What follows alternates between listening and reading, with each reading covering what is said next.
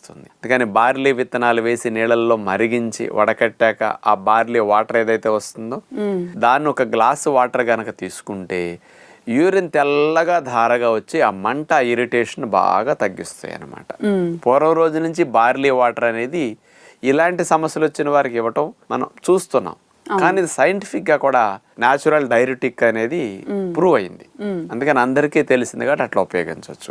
దీనితో పాటు మీరు రెగ్యులర్ గా కూడా యూరిన్ ఎల్లో రాకుండా, ఘాటుగా రాకుండా, చిక్కగా రాకుండా పల్చగా క్లియర్ గా రావాలి అంటే మంచి నీళ్లు కాస్త రోజు 4-5 లీటర్లు త్రాగండి. నీళ్లు తక్కువ తాగినందువల్ల మన శరీరంలో ఉన్న నీరు శరీరంలోంచి అవసరాలకు సరిపోతున్నది కాబట్టి బయటికి పోవటానికి మిగలటల్లా.